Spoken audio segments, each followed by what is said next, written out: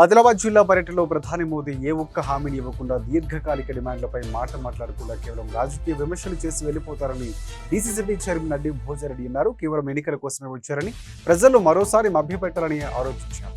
ఆదిలాబాద్ జిల్లా కేంద్రంలోని కంది శ్రీనివాసరెడ్డి ప్రజాసేవా భవన్లో ఏర్పాటు చేసిన మీడియా సమావేశంలో కాంగ్రెస్ నాయకులతో కలిసి బీజేపీ విజయ సంకల్ప సభపై ఉత్తుత్తి సభ అంటూ తీవ్ర స్థాయిలో విమర్శలు చేశారు. ప్రధాని మోదీ పర్యటన సందర్భంగా ఆదిలాబాద్ ప్రజలు ఎన్నో ఆశలు పెట్టుకున్నారని, దీర్ఘకాలికంగా పెండింగ్లో ఉన్న సమస్యలు పరిష్కారం దొరుకుతుందని భావించారని అన్నారు. కానీ ఆశలపై నీళ్లు చల్లుతూ ఆయన పర్యటన సాగిందని చెప్పారు. సభలో ఏ ఒక్క హామీని గానీ ఏ ఒక్క డిమాండ్ను గానీ ప్రస్తావించలేదన్నారు. కేవలం రాజకీయంగా విమర్శలు చేశారంటూ మండిపడ్డారు. బీజేపీ వైఖరి ఏమిటో ప్రజలకు అర్థమైపోయిందని, రాబోయే ఎన్నికల్లో తగిన రీతిలో చెబుతారని అర్థం చెప్పారు. బదిలీపై వెళ్తున్న జిల్లా కలెక్టర్ రాహుల్ రాజ్కు వీడ్కోలు పలికారు. ఆదిలాబాద్ అసెంబ్లీ నియోజకవర్గ కాంగ్రెస్ పార్టీ ఇన్ఛార్జ్ కంది శ్రీనివాసరెడ్డి సోమవారం సాయంత్రం కాంగ్రెస్ నాయకులతో కలిసి కలెక్టర్ క్యాంపు కార్యాలయాన్ని సందర్శించారు. పార్లమెంటు ఎన్నికల నేపథ్యంలో ట్రాన్స్ఫర్పై మెదక్ జిల్లాకు వెళుతున్న కలెక్టర్ రాహుల్ రాజును శాలువాతో సత్కరించి ఇన్నాళ్లు తన సర్వీసులు జిల్లాకు అందించిన సేవలు కొనియాడారు. జిల్లా కలెక్టర్గా తన విధులను సమర్థవంతంగా నిర్వర్తించారని అన్నారు. జిల్లాలో వివాదరహితుడిగా పేరు తెచ్చుకున్నామని, మున్ముందు తమ ఉద్యోగ జీవితంలో మరింత ఉన్నత స్థాయికి చేరుకోవాలని ఆకాంక్షించారు. ఆయన వెంట డీసీసీబీ చైర్మన్ నడ్డి భోజారెడ్డి, జన్నదు జడ్పీటీసీ తుమ్మల అరుంధతి వెంకటరెడ్డి, కాంగ్రెస్ సీనియర్ నాయకులు యాళ్ల పోతారెడ్డి, బాయినవార్ గంగారెడ్డి తదితరులు ఉన్నారు.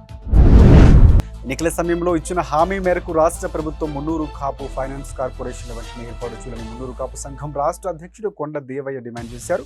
స్థానిక సంఘ భవనంలో మంగళవారం ఏర్పాటు చేసిన సమావేశంలో ఆయన మాట్లాడారు. సందర్భంగా మున్నూరు కాపు ఫైనాన్స్ కార్పొరేషన్ సాధనే లక్ష్యంగా చేపడుతున్న కార్యాచరణపై సంఘం నేతలతో సుదీర్ఘంగా చర్చించారు. గతంలో ఇచ్చిన హామీని ప్రభుత్వం వెంటనే నెరవేర్చాలని, ఆ దిశగా ఒత్తిడి తీసుకువస్తామని స్పష్టం చేశారు. ఇక సమావేశంలో ఎండిఎఫ్ ఫోరం రాష్ట్ర అధ్యక్షులు ఎడ్ల రవి పటేల్, రాష్ట్ర యువత అధ్యక్షులు బండి సంజీవ్, మహేందర్, బాలకృష్ణ, తాలూకా మున్నూరు కాపు సంఘం అధ్యక్ష ప్రధాన కార్యదర్శులు తదితరులు పాల్గొన్నారు.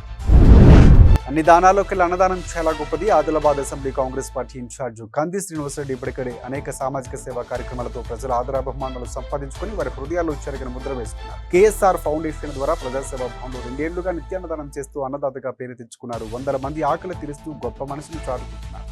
10 మందికి అన్నం పెట్టాలన్న ఆలోచన అందరికీ కాదు. వచ్చిన ఏదో ఒక పూట పెట్టేవాళ్ళే ఉంటారు. కానీ ప్రతిరోజు నిత్యాన్నదానం చేసేవారు అరుదుగా ఉంటారు. ఇక ఆ కోవకు చెందిన వారే కంది శ్రీనివాసరెడ్డి. పేదల ఆకలి తీర్చాలన్న సంకల్పంతో ప్రారంభించిన ఈ నిత్యాన్నదాన కార్యక్రమం నిర్విరామంగా కొనసాగుతున్న ఇంత మంచి కార్యక్రమానికి శ్రీకారం చుట్టిన ఆయన పలువురు అభినందిస్తున్నారు. నిండు నూరేళ్లు చల్లగా ఉండాలని దీవుల్లో అందిస్తున్నారు. సెల్ ఫోన్ను కేవలం సమాచార మార్పిడి కోసం అత్యవసర సమయంలో మాత్రమే వినియోగించాలని, వినోదం కోసం మొబైల్పై అతిగా ఆధారపడడం మంచిది కాదని ఎస్పీ గౌసాలం అన్నారు. సెల్ ఫోన్ వినియోగాన్ని తగ్గించాలన్న సందేశంతో పట్టణంలోని ప్రముఖ ఓక్లే ఇంటర్నేషనల్ స్కూల్ ఆధ్వర్యంలో మంగళవారం 2K రన్ కార్యక్రమాన్ని నిర్వహించారు. స్థానిక తెలంగాణ తల్లి కూడ నుంచి ఇందిరా ప్రియదర్శిని మైదానం వరకు 2K రన్ సాగింది. జిల్లా ఎస్పీ గౌసాలం జెండా ఊపి ఈ రన్ ప్రారంభించారు. అంతకుముందు క్రీడా జ్యోతిని వెలిగించారు. విద్యార్థులు, యువతులు రన్ లో ఉత్సాహంగా పాల్గొనడంతో కోలాహల వాతావరణం నెలకొంది. సెల్ ఫోన్ వినియోగం తగ్గించాలని నినాదాలు చేస్తూ ఫ్లకార్డులు చేత పట్టుకుని విద్యార్థులు ఉత్సాహంగా పాల్గొన్నారు. జైనద మండలంలోని పెండెలవాడ గ్రామంలో 400 ఏళ్ల చరిత్ర కలిగిన ఎంతో పురాతన శ్రీ ఆంజనేయ స్వామి ఆలయ ఆధ్వర్యంలో మహాశివరాత్రి జాతర ఉత్సవాలు రథయాత్రలు ఇవాళ ప్రారంభమయ్యాయి. డప్పు వాయిద్యాల నడుమ ఆంజనేయ స్వామి విగ్రహాల రథంలో ఉంచి ఆ యాత్రను చేపట్టారు. గ్రామస్తులతో పాటు ఆలయ కమిటీ సభ్యులు ఈ రథయాత్రలో పాల్గొని ప్రత్యేక పూజలు నిర్వహించి తీర్థప్రసాదాలు స్వీకరించారు. ఈ ఉత్సవాలు పెన్గంగా నదీ తీరంలో 5 రోజుల పాటు ఆహ్లాదకరమైన వాతావరణంలో కొనసాగుతాయని గ్రామ పెద్దలు, ఆలయ కమిటీ నిర్వాహకులు తెలియజేశారు. ఇక ప్రతి ఏటా శివరాత్రి పర్వదినాన్ని పురస్కరించుకుని ఈ ఉత్సవాలు నిర్వహించినట్లు పేర్కొన్నారు. 5 రోజులు ఎంతో సందడిగా సాగే ఈ ఉత్సవాల్లో చుట్టుపక్కల గ్రామాల నుంచే కాకుండా పొరుగు ఉన్న రాష్ట్ర ప్రజలు పెద్ద ఎత్తున తరలి రావడంతో ఆ ప్రాంతమంతా కోలాహలంగా మారుతుందని తెలియజేశారు.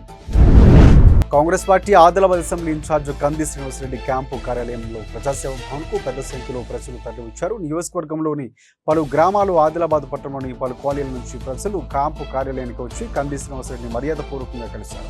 తమ సమస్యలు ఆయనకు విన్నవించుకున్నారు. ప్రజల నుంచి పలు వినతి పత్రాలు స్వీకరించి వారి సమస్యల పరిష్కారం కోసం తన వంతు కృషి చేస్తారని హామీ ఇచ్చారు కేసీఆర్. ఈ కార్యక్రమంలో జిల్లా మండల ముఖ్య నాయకులు, కార్యకర్తలు పాల్గొన్నారు. ప్రతి సంవత్సరం భద్రాచలంలో శ్రీరామనవమి రోజున జరిగే సీతారాముల కళ్యాణ వేడుకల్లో భాగంగా తలంబ్రాల కోసం వడ్లు వలుపు, రాముని పిలుపు కార్యక్రమాన్ని చేపట్టారు. ఇక ఆదిలాబాద్ పట్టణంలోని ఓల్డ్ హౌసింగ్ బోర్డు రామాలయానికి కాలనీ మహిళలు తరలివచ్చి ఈ గోటి తలంబ్రాలు కార్యక్రమాన్ని భక్తి శ్రద్ధల మధ్య చేపట్టారు. రామనామం జపిస్తూ గోటితో వడ్లు వలిచారు.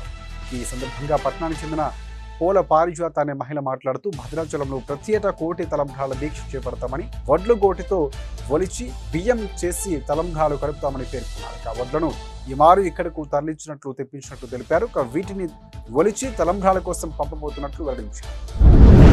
దేశ ప్రధాని ఆదిలాబాద్కు రావడంతో పండుగ వాతావరణం నెలకొంది. సభ సందర్భంగా ప్రధానమంత్రి నరేంద్ర మోదీకి జిల్లా సమస్యలు విన్నవించడం జరిగిందని ఎమ్మెల్యే పారి శంకర్ అన్నారు.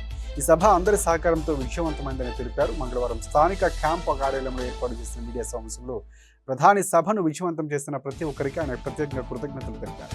ఇప్పటివరకు కనీ విని ఎరుకునే రీతిలో ప్రజలు స్వచ్ఛందంగా తరలివచ్చి మూడవసారి కూడా ప్రధానమంత్రి నరేంద్ర మోదీ అవుతారని భరోసా కల్పించారన్నారు. జిల్లా సమస్యల గురించి ప్రధానమంత్రికి విన్నవించడం జరిగిందని, దానిపై సానుకూల స్పందన వచ్చిందని చెప్పారు.